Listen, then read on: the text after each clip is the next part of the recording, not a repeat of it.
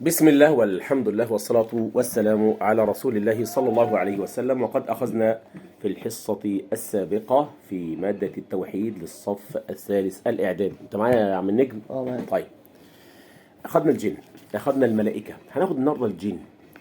نفس التعريف بس بيختلف أجسام لطيفة مخلوقة من النار، هنا أجسام لطيفة مخلوقة من النور. الملائكة لهم قدرة على التشكيل بالأشكال الحسنة والقبيحة، هناك الحسنة بس، تمام كده؟ القبيح. لكن لو تمثل جن في صورة ثعبان مثلا فقتل أحد من الناس مات الجن. يعني لو الجن ده دخل في حيوان مثلا تعبان مثلا، وانت موت التعبان، خلاص ما هو انت اديت الروح اللي موجوده جوه فينتهي معاه.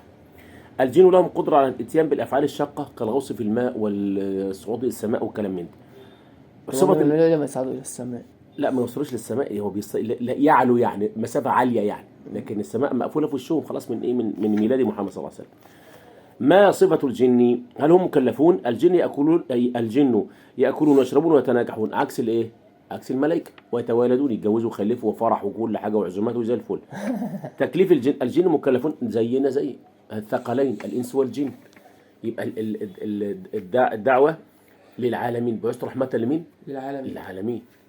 يبقى النبي صلى الله عليه وسلم جاء لجميع من على الأرض، إنس وجن، تمام كده؟ الشياطين لا. الشياطين هنخش بقى، ان كان شياطين جزء من الجن وتمردوا حاجات تانية، لكن العام الانس والجن. خلاص. الدليل كتاب وما خلقت الجن والانس الا ليعبدون، يا معشر الجن والانس ان استطعتم الى اخر ايات. عن جابر قال خرج عليه وسلم اصحابي فقرأ سورة الرحمن من اولها الى اخرها فسكتوا فقال لهم قرأتها على الجن فكانوا احسن مردودا منكم. كنت كلما اتيت على قول تعالى يا فبأي آلاء ربكما تكذبان قالوا لا نكذب بآلائك يا رحمن. لكن احنا بنسمع الله الله جميل وخلاص، لكن مش مدركين ومتدبرين زيهم بالظبط. حكم الايمان بوجود الايمان بالجن واجب. ليه؟ وجوده في القرآن والسنة. ما انت بتنكر معلومة من الدين بالضرورة، بتنكر حاجة حتمية بتاع ده في البلاغة في القرآن، يبقى انت بتسكت شيء جه في القرآن. خلاص.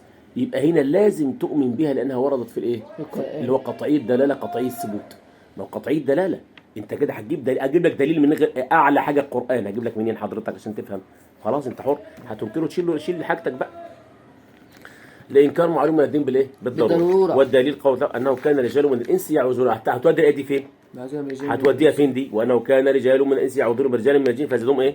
رهقا. قل اوحي الي انه استمع نفر من الجن فقالوا ان سمعنا قرانا عجبا. هتوديه فين حضرتك؟ ماشي. طب اثر الايمان بالسمعيات يا استاذ، شيء سمعي لم اراه، احنا سمعنا عنه في الكتاب او في القران، جاءنا عن الرسول صلى الله عليه وسلم في السنه، لكن احنا حضرتك اول حاجه حيث علم مسألة حقيقه وقيمه الدنيا بجوار الاخره. الاثر النفسي ده اثر فكري. الاثر النفسي يتمثل في طمأنينة الإنسان في عدل الله تعالى، في إنصاف في إنصاف المظلوم من الظالم.